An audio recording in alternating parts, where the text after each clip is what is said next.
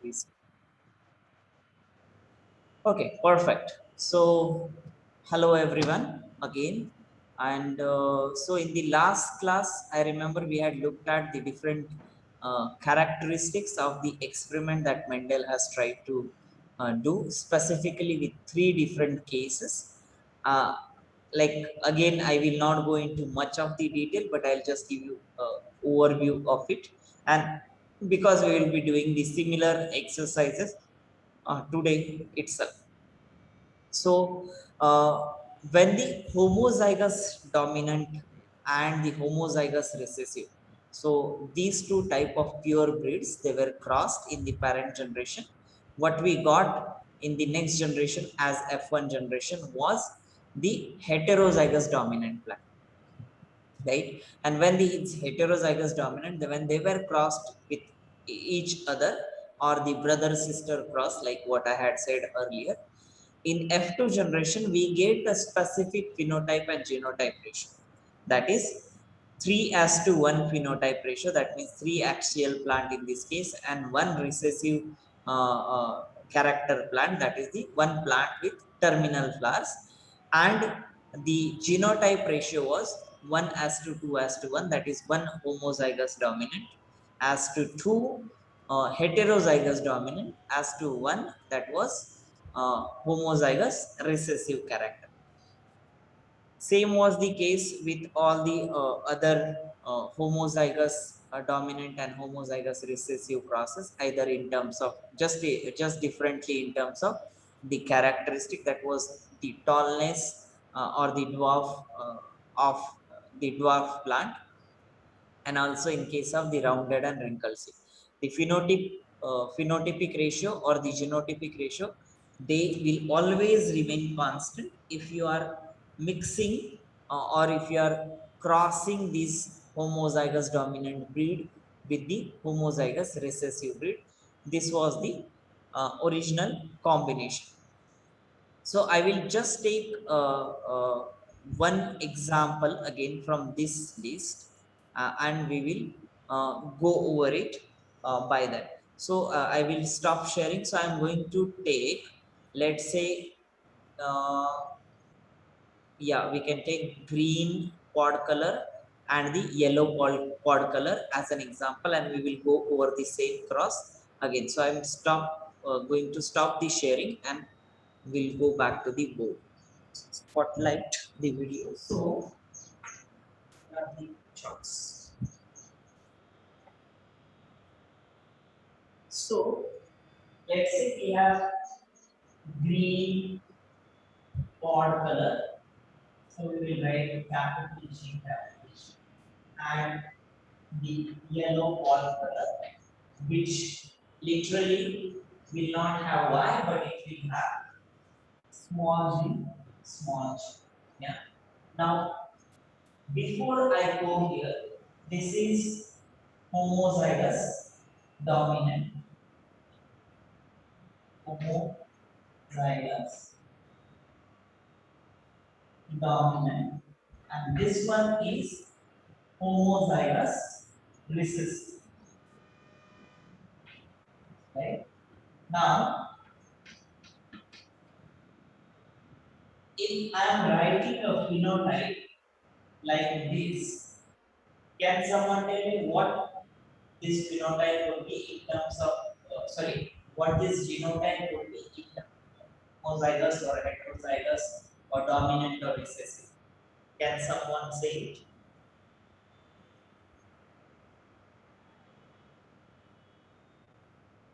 People, wake up.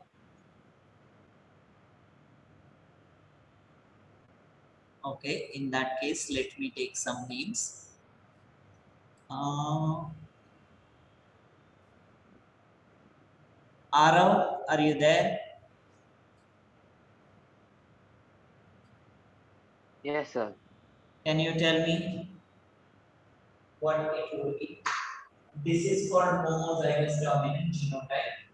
This is called homozygous recessive genotype.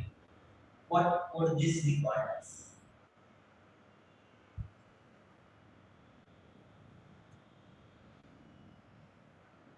Do you know? You don't know? Say so. I don't know, sir. Okay, fine. Uh, Rishit, what do you think? Sir, even I'm not sure. Okay. Meher,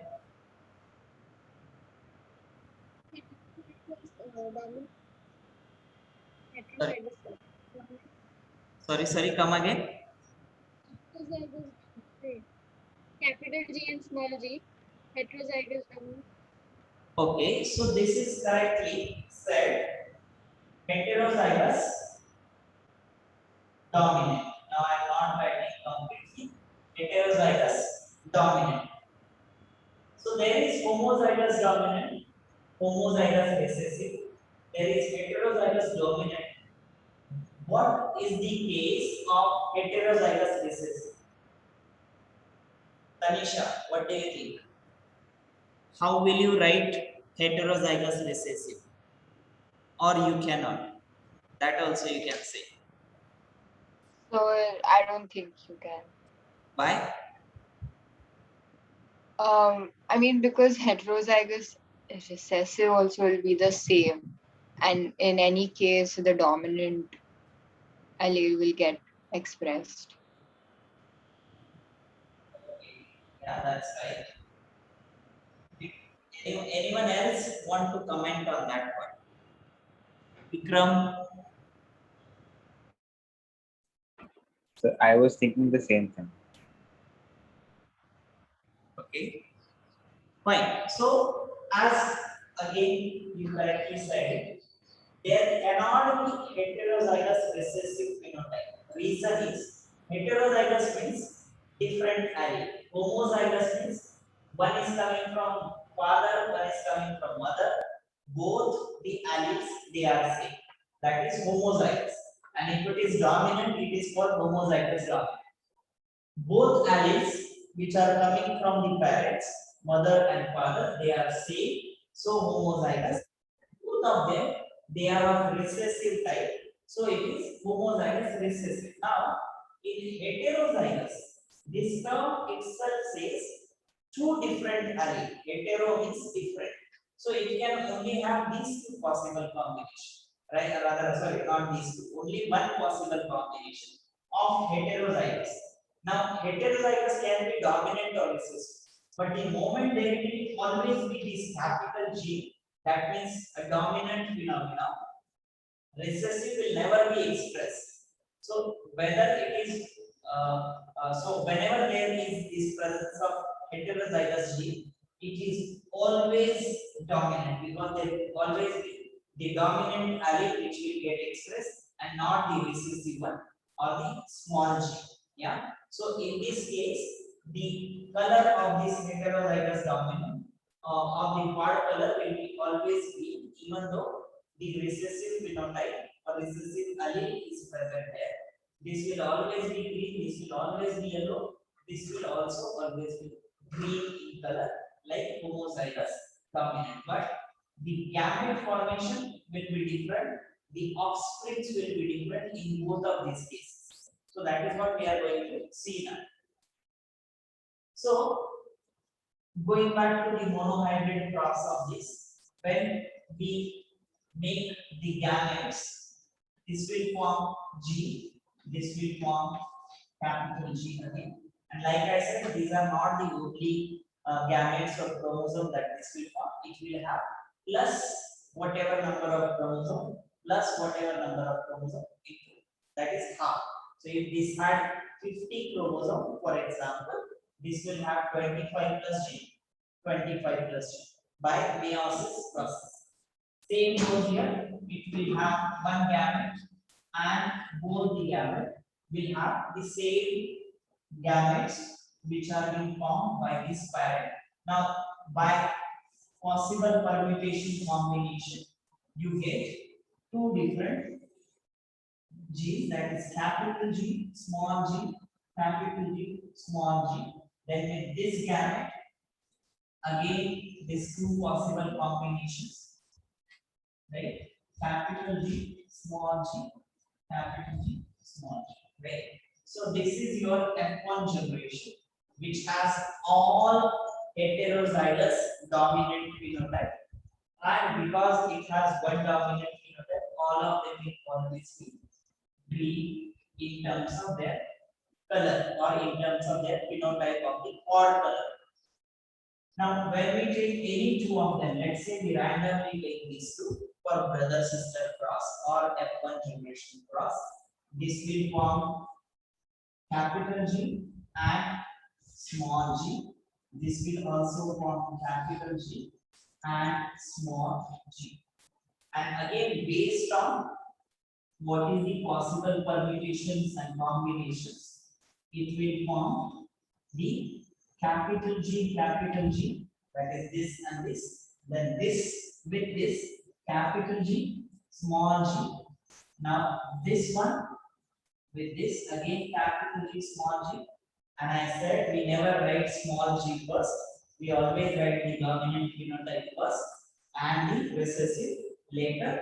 So, and the last possible combination is small g, small g. So this gamete from one parent fusing with this gamete from the other parent, forming this. Again, this will be, this all will be green in color because they all have one dominant allele. This will be yellow for color because it has only recessive alleles. So phenotype ratio will be green as to yellow for color, that is 3:1. And the genotype ratio is GG is 1, these are 2, and this is 1. So 1:2:1, and we always write what is the genotype. That is in bracket, if I am writing genotype ratio 1:2:1, then I will write G capital G as to capital G small g as to small g small g. So that way we always write the phenotype ratio in terms of what is the characteristic. Like in this case, it is green as to yellow for color. Phenotype ratio is 3:1, and the genotype ratio with respect to whatever possible option. So this was the case with the homozygous dominant and homozygous recessive process. Now, if I am changing this situation, so I assume this is perfect in your head and there will be no more question, but if at all you can always ask. Now I am changing the possibility of this. So instead of taking homozygous, I am taking some heterozygous for an example. And I don't know if someone had asked in your class or other class, but let's say I'm crossing,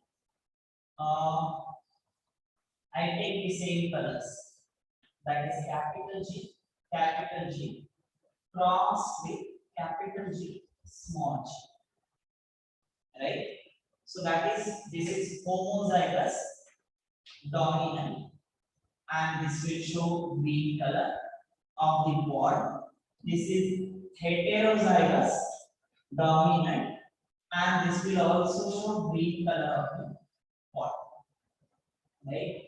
Now let's look at the cross of this. This may not be called as monohybrid cross because it doesn't have the homozygous parent. One of the parent is heterozygous. So this is not a monohybrid cross, but it is just a cross that we are going to see how the pattern changes in terms of genotype and phenotype in F1 and F2 generation. So this will form again capital G and another capital G. Again, the rest of the chromosome unset. This will form capital G and small g. Again, possible permutations and combinations. One gamete from this parent with the other gamete of the other parent. So capital G is. Then this gamete with this gamete is capital G, small g. Then this gamete with this gamete, that is capital G, and this gamete with this gamete will form capital G, small g. Now, if you look at this, in the earlier case, we had got all heterozygous dominant. Here, we have two homozygous dominant. these two are homozygous dominant, and these are heterozygous dominant. Right? So in F1 generation, when we change one of the parent to to heterozygous, what we get is different set of expression in the F1 generation, where two of them they are homozygous dominant, and two of them they are homozygous dominant. And again, one of the most common misconception is if we take these two parents, we will always have four children or four offspring. No, that is not the case. Even though, like for example, in case of male, like human male, we secrete or ejaculate so many sperms. But does that mean those many offsprings are formed? No, right? Only one of the ova, that is one of the gamete from male and one of the gamete from female, they will fuse with each other. Same is the case here. These are possible combination. Does not mean all of them will be formed. Only one of them will be formed. And like we also have in human, there is a chance of twins or triplicates and quadruplets and so on. In that case, here also it can happen that there will be sometimes two formed, or there will be three children or three offspring being formed. So that is a rare phenomenon. But out of these four, in normal scenario, only one of them is formed. Then they will perform, and obviously when you make this Pisum sativa plant, it does not have one seed at one time. It has many seeds because many of the ovaries they have been fused. Many of the ova has been fused simultaneously, because on one plant of that Pisum sativa, there will be many flowers. So ultimately many pods and many seeds. So individually when these flowers they are fused with the main gamete, they will form one flower, one pod.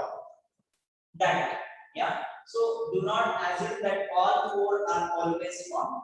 There is always one offspring that is being formed, but these are just the possible options. Now let's say we take again these two as the F1 brother sister cross. Now if you look, this is exactly same like this. Capital G, that is homozygous dominant. Capital G, small g, that is heterozygous dominant. This possible cross will give the same product like this, and this will go on for generations, right? So this particular type of cross will go on as it is. They will always produce the same type of individuals without any changing. And the next possible combination is either these two, right? Both are homozygous dominant. Again, they will also produce the same type of individual because both are exactly identical parents. That is homozygous dominant. So they will always produce the homozygous dominant offspring, whether it is F1 generation, F2 generation, or F3 or F4, any generation. These will always produce the purest breed forms, that is the homozygous dominant. And the last possible combination is this one, that is taking this as one parent and this as one parent. Now this case we can try to solve it, and we will get back to the same genotype and phenotype ratio that we had got in earlier case of the monohybrid cross, and you would understand by just looking at it. So this should ideally form your capital G, capital G, capital G, small g, capital G, small g, and small g, small g. This is what we had got earlier in the F2 generation. So if this F1 generation of strings they are intercrossed, we will have the same phenotype or genotype ratio like we had got in case of homozygous dominant and homozygous recessive. So depending on which individuals we take for crossing in F2 generation, to generate the F2 generation, then depends on this particular stage, and depend on which offsprings are formed, which are getting fertilized, and which ones will form the F2 generation. So these are the different possibilities or possible options which you can play around with, and then you can obviously looking at the genotype, you can surely see the phenotype as well. Now let's say what is the correlation of all of this. Let's say you want to identify if you have a color blindness or not. And let's assume that one of the parent is colorblind and the other parent is not colorblind.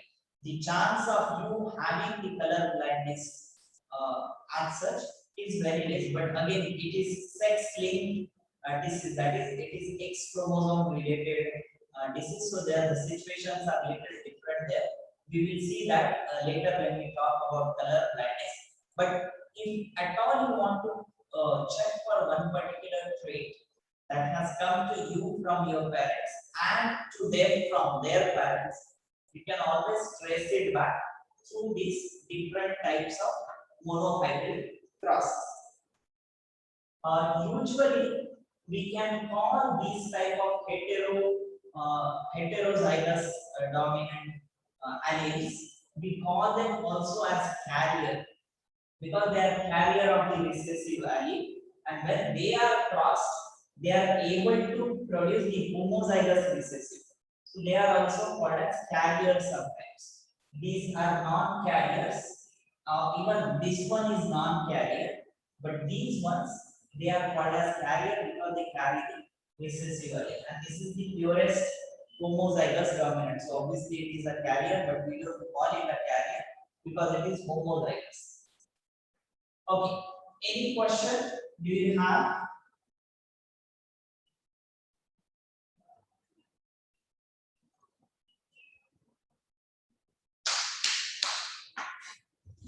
If you have any questions, you can ask. Otherwise, we'll go back to the slides and we'll continue from there. So, okay, so I assume these monohybrid crosses, they or what is also called as Mendel's cross of the homozygous dominant and homozygous recessive. They will like you can solve them at any time point by this method, calculating the final phenotypic ratio and genotypic ratio.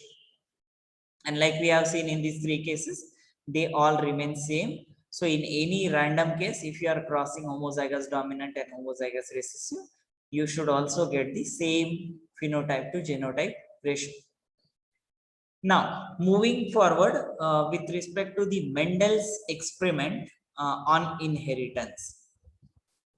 Like there after doing these experiments, he came up with certain principles, like some general principles based on the breeding experiments which was done by the Mendel. These are each pair of contrasting character depends on a pair of genes. Now, contrasting character refers to those chart that we had seen, either yellow pod color or green pod color, or a round seed or a wrinkled seed or a purple flower or white flower. These are contrasting character, and when they are paired together, obviously the character is the flower color and the contrasting phenotypes will be your white flower or purple flower. Flower color is the character and the actual phenotypes will be purple or white. So that is what is a pair of contrasting character, and that particular fact or that particular phenotype depends on a pair of gene. It is not a single gene, but it is always a pair. Why pair? Because there are always two alleles, one from mother, one from father. So there will always be a pair of gene which is responsible for a pair of contrasting character. And this goes back to the same fact within us as well. Like if I have a straight hair, even in that case, I will have a pair of gene which is responsible for that particular character. Or even if I have curly hair, that character will also have a pair of gene which is responsible for curly hair on my head. So that way, each pair of contrasting character will always have a pair of genes responsible for it. Then the second point is each individual carries such genes in duplicate. It carries in duplicate because obviously one set is coming from parent, one set is coming, one set is coming from father and the other is coming from mother. So individually, these will be carried in duplicate. The individual produces gametes, or what are also called as sex cells, which have only one allele of their genes. So like we have also seen, when they split the alleles, one of the allele will go to one gamete and the other allele will go to the other gamete. That way, two different gametes are formed, right? In terms of meiosis, if we look, there will be 4 gametes formed ideally, but for the simplicity here, what we have done is we just created 2 gametes. Ideally, there will be always 4 gametes. But let's say the gametes, whichever they are formed, they will also separate the allele. That means one allele, which was in the pair of the gene, will go to one of the gamete and the other one will go to the other gamete. And if there are 4, there will be two copies of each. That is, from the original mother, 1 gamete, original mother, 2nd gamete, original father, 1 gamete, and original father, 2nd gamete. That way, there will be 4 gametes that from that particular individual. So that if you look here, the individual produces gametes which have only one allele of a pair of genes. So again, if I take an example of hair color, straight hair or curly hair, that is the hair shape. So if I have straight hair, that means for that particular hair shape, I have received only one gamete from my father and only one gamete from my mother. So that is one gamete was produced by them respectively, and that is what has given me the hair shape, and it's the true for every other characteristic. Then the fertilization of gamete restores the duplicate condition of the gene. This again we have seen. The gamete formation separates the number of chromosome into half, and when the fertilization happens, it again restores the number of chromosome, and that is one of the reason why the gametes they have to undergo meiosis process so that they can have half number of chromosomes. And the last point is the sex cells with respect to genes they contain, they get fertilized at random. It is not dependent on which gamete will fertilize with which gamete of the other parent, right? It happens at random. So for example, again, when that XX from female with XY of male, when they are carried in sperm and ova, that particular fusion is dependent on which allele or which gamete is carried forward with that gamete, and it's getting fused with in the zygote stage. So depending on all of these things, the the fertilization will happen, but there is always a randomness in terms of which gamete will fertilize. You cannot really predict that particular part. Okay, any questions here? Anyone has any question? Okay, if there are no questions, then I will prefer to stop here, because in the next class I will take the dihybrid ratio, which might take one full class to understand it. So we will stop here as of now, and